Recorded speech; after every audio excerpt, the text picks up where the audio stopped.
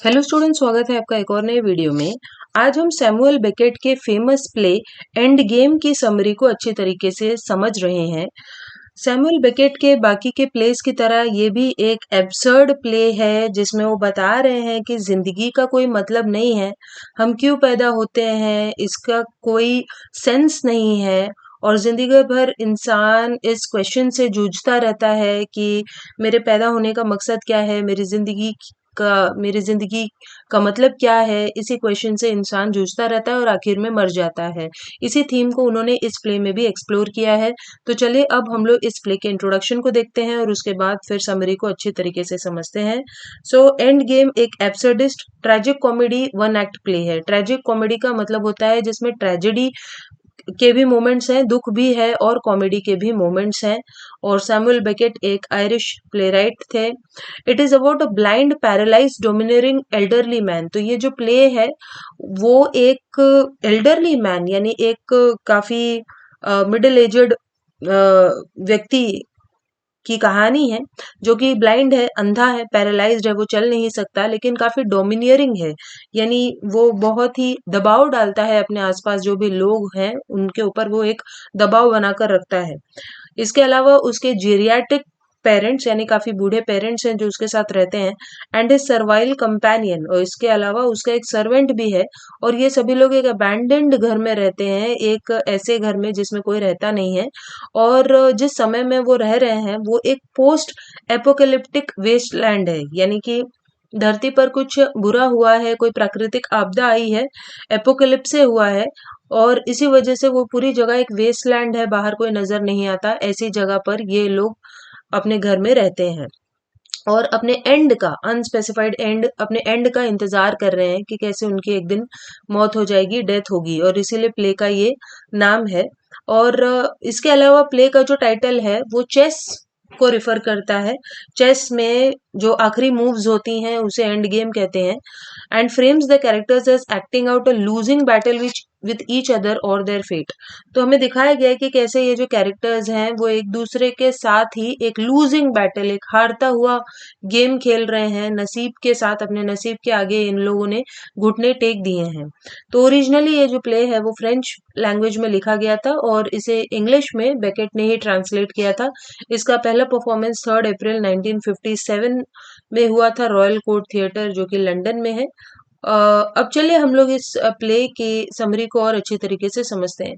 तो end game की शुरुआत होती है जहां पर हम देखते हैं क्लोव जो कि एक सर्वेंट है, a man who struggles to walk, और वो ठीक तरीके से चल नहीं सकता, begins to prepare the stage for action. तो वो आता है रंगमंच पे। ही फेचेस अ लैडर, वो कहीं से एक सीढ़ी लाता है ताकि जो खिड़कियां हैं उनपे से वो कर्टन्स को हटा सके, पर्दों को हटा सके। He then removes a sheet from 2 trash bins and another sheet covering a sleeping man in a chair on wheels. इसके बाद फिर वो वहां कमरे में मौजूद 2 ट्रैश बिन्स यानी 2 डस्टबिन पे से एक कपड़ा उठाता है, और एक सोता हुआ व्यक्ति है जो कि व्हील चेयर पर बैठा है, उस पर भी एक चादर पड़ा हुआ है, उस चादर को भी क्लोव हटाता है। तो इस तरीके से वो डस्टबिन पे से और उस आदमी पे से जो व्हील चेयर पे बैठा है इन पे से वो चादर हटाता है। Clove works carefully folding the sheets, इसके बाद वो शीट्स को फोल्ड करता है और सीढ़ी को एक तरफ रखता है। Once his preparations are complete, एक बार उसका ये काम हो जाता है, ही फेसेस द ऑडियंस, उसके बाद वो ऑडियंस को फेस करता है और इस प्ले की पहली लाइंस को कहता है, और वो कहता है फिनिश्ड, इट्स फिनिश्ड, कि हो गया, खत्म हो गया, खत्म हो गया। हालांकि प्ले जस्ट अभी शुरू हुआ है लेकिन फिर भी वो कहते हैं कि खत्म हो गया। क्या खत्म हुआ पता नहीं। After clove exits, ham the man in the chair awakens and removes a bloody handkerchief from his face. तो जैसे ही क्लोव वहां से हटता है तो जो हैम है, वो आदमी जो चेयर पर बैठा हुआ है, व्हील चेयर पर, वो जगता है और अपने चेहरे पे से एक रुमाल को हटाता है। अब वो जो रुमाल है वो खून से सनी हुई है, और उसके चेहरे पर काले ग्लासेस लगे हुए हैं, काला चश्मा उसने पहन रखा है जिससे पता चल रहा है कि वो अंधा है। और जो लाइन्स वो बोलने लगता है उससे हमें पता चल जाता है कि वो अपने आप को एक बहुत अच्छा एक्टर समझता है और अपने आप को बहुत महान समझता है। He has a grandiose sense of himself. इसके बाद वो एक सीटी बजाता है और क्लोव वहां भागते हुए आता है और इस तरीके से हमें पता चल जाता है कि जो क्लोव है वो हैम का नौकर है। और जैसे ही क्लोव वहां पर आता है, हैम उसे पहली लाइन कहता है और उसकी पहली लाइन होती है हैम की, यू पोल्यूट द एयर, कि तुम हवा को प्रदूषित कर रहे हो, इस तरह से वो कहता है। और इसी से पता चलता है कि हैम जो है वो एक बहुत ही क्रूअल मास्टर है। वो एक बहुत ही वो बहुत बुरी तरीके से पेश आता है अपने सर्वेंट क्लोव के साथ। Hamm and Clov converse in brief sentences. इसके बाद वो लोग जो बात करते हैं उनकी जो बातचीत है वो भी बहुत ही कम शब्दों में होती है और वो अपने फिजिकल डिस्कम्फर्ट्स पे फोकस कर रहे होते हैं। हैम कैन नॉट स्टैंड, हैम जो है वो खड़ा नहीं हो सकता और क्लोव जो है वो बैठ नहीं सकता। इस तरीके से दोनों में कोई ना कोई फिजिकल डिस्कम्फर्ट है, फिजिकल कठिनाई है। Hamm's tyranny over Clov and conflicted ideas about whether Clov should stay with Hamm और लीव हिम। इसके अलावा ये लोग ये भी बातचीत करते हैं कि क्लोव को वहां रहना भी चाहिए या हैम को छोड़कर चले जाना चाहिए उसे। Next, the two trash bins on stage come into play when two elderly characters speak out from under the lids. इसके बाद हम देख पाते हैं कि वो जो डस्टबिन्स हैं वो डस्टबिन्स का ढक्कन खोलकर उसके अंदर दो लोग रहते हैं, वो बाहर झांकने लगते हैं। अब ये लोग हैम के पेरेंट्स हैं जिनका नाम नैग और नेल है। ये हैम के पेरेंट्स हैं। They are said to have no legs. अब उनके पास भी पैर नहीं है लेकिन फिर भी एक दूसरे के प्रति, यानी वो जो माँ बाप हैं उनको एक दूसरे के प्रति अफेक्शन है, लेकिन फिर भी वो लोग सेपरेटेड हैं क्योंकि दोनों भी जन अलग अलग डस्टबिन में रहते हैं। हैम ट्रीट्स देम ब्रूटली। अब जो हैम है वो अपने पेरेंट्स से भी बुरी तरीके से पेश आता है और कभी कभी तो क्लोव से कहता है कि इन्हें जबरदस्ती अपने डस्टबिन के अंदर बॉटल अप कर दो, यानी कि जबरदस्ती उसके अंदर घुसेड़ कर और ऊपर से लिड को बंद कर दो। With Ham in his chair and his legless parents in trash cans, clove is the only mobile character. अब जो हैम है वो तो अपनी व्हील चेयर पे बैठा है, वो नहीं चल सकता और पेरेंट्स के पास तो पैर ही नहीं है। इस तरीके से सिर्फ क्लोव ही है जो मोबाइल कैरेक्टर है, जो चल फिर सकता है इस प्ले में। बाकी का कोई नहीं चल फिर सकता। तो जो हैम है वो लेकिन क्लोव को अपने इशारों पर हमेशा नचाता रहता है। Hamm asked to be wheeled around the room. इसके बाद जो हैम है वो क्लोव से कहता है कि मुझे इस कमरे का तुम चक्कर लगवाओ अपनी व्हील चेयर पे, राइट अराउंड द वर्ल्ड। और वो कहता है पूरी दुनिया का चक्कर लगाओ, मतलब वो कमरा ही उसके लिए पूरी दुनिया है, ये इनडायरेक्टली वो कहता है। Clove complies. क्लोव उसकी बात मानता है और हैम को दीवार के सहारे वो पुश करने लगता है until Hamm demands to be taken back to his place right in the centre. इसके बाद फिर हैम कहता है कि मुझे फिर से रूम के बीचों बीच ले चलो। Hamm is soon ready to tell his story. इसके बाद हैम एक कहानी सुनाने लगता है और अपने आप को एक एक्टर की तरह वो पेश करने लगता है। और अब अपनी कहानी सुनाने के लिए उसे एक ऑडियंस चाहिए और इसीलिए वो अपने पिता नैग को जगाता है ताकि उसके पिता उसकी कहानी सुने। और हैम जो है वो एक पास्ट में हुई घटना के बारे में बताता है कि कैसे एक भिखारी था और वो एक लड़के को लेकर आया था और हैम ने उस बच्चे को बचाया था। और इन डिटेल से पता चलता है कि वो जो बच्चा था वो क्लोव था और इस तरीके से अ, ये पता चलता है कि क्लोव कैसे हैम को मिला था और कैसे हैम ने क्लोव को अपना सर्वेंट बना लिया था। Hamm and Clov discuss the story. Hamm और क्लोव स्टोरी को डिस्कस करते हैं और फिर से वो लोग इस बात पे डिस्कशन करने लगते हैं कि दुनिया में कुछ रखा नहीं है, talking about the emptiness of the world beyond the Windows and sameness of their lives inside the room. तो कहते हैं कि दुनिया में बाहर भी कुछ नहीं है, हम जो खिड़की के बाहर जो देखते हैं, और इस रूम के अंदर भी कुछ भी नहीं है। Clove reports nail is dead. इसके बाद क्लोव हैम को बताता है कि उसकी जो माँ है हैम की, नेल, वो मर चुकी है बट नैग इज नॉट, लेकिन नैग जिंदा है। And then pushes Hamm around the room again. और वो फिर से हैम को वहीं पे चक्कर लगाने लगता है।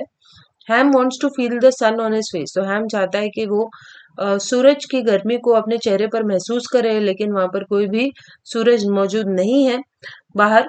The circular trip around the room mirrors their circular existence. अब ये लोग जो गोल गोल घूमते रहते हैं रूम में, इससे हमें पता चल रहा है कि कैसे वो लोग रोज रोज एक ही काम कर रहे होते हैं और उन्हें यही करते रहना होगा जब तक कि वो मर नहीं जाएंगे। Clov looks through the windows once more. एक बार फिर से क्लोव बाहर देखता है और एक बार फिर से वो उसी सीढ़ी से स्ट्रगल करता है, यानी उनके पास वही थोड़े बहुत रोज के जो काम है बस वही है और कुछ भी नहीं है करने के लिए।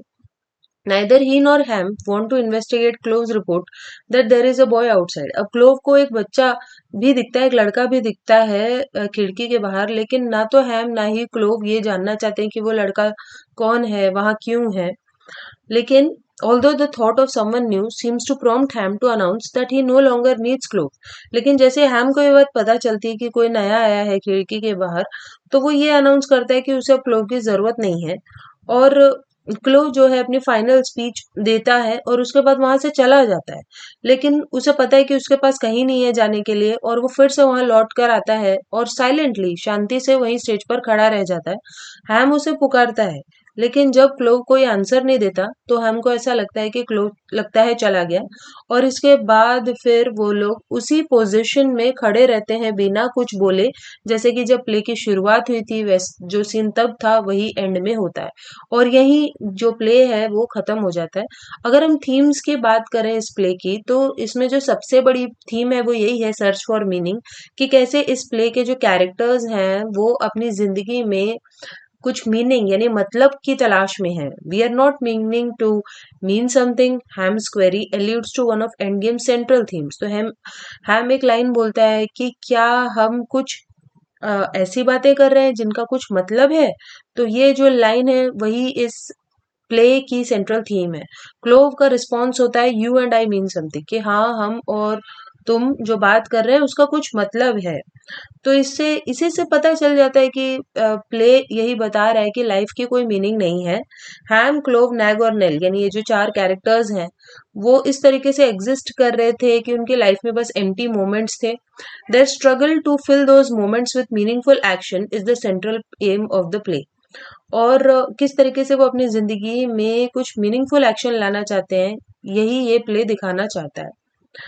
अब जो दूसरी मेन थीम है इस प्ले की वो है लोनलीनेस एंड पेन, कि कैसे वो चारों ही कैरेक्टर्स बहुत अकेले हैं अपनी जिंदगी में और कुछ ना कुछ दर्द और पीड़ा से गुजर रहे हैं। तो हालांकि ये चारों कैरेक्टर्स एक साथ रह रहे हैं लेकिन फिर भी वो अकेले हैं। The relationship between ham and clove, खासतौर पे जो मास्टर और सर्वेंट की रिलेशनशिप है हैम और क्लोव के बीच, उसमें बहुत ज्यादा दिक्कतें हैं। दे आर डिपेंडेंट ऑन, वो लोग एक दूसरे के ऊपर डिपेंडेंट है लेकिन फिर भी एक दूसरे से नफरत करते हैं, डिस्पाइस करते हैं। Clov is bound to Hamm by obligation, especially if Clov was the boy Hamm save. तो क्लोव जो है उसे अब क्योंकि वो नौकर है उसके पास कहीं जाने के लिए नहीं है, इसके अलावा हैम ने उसे बचाया था, इस वजह से उसे हैम के साथ रहने पे वो मजबूर है।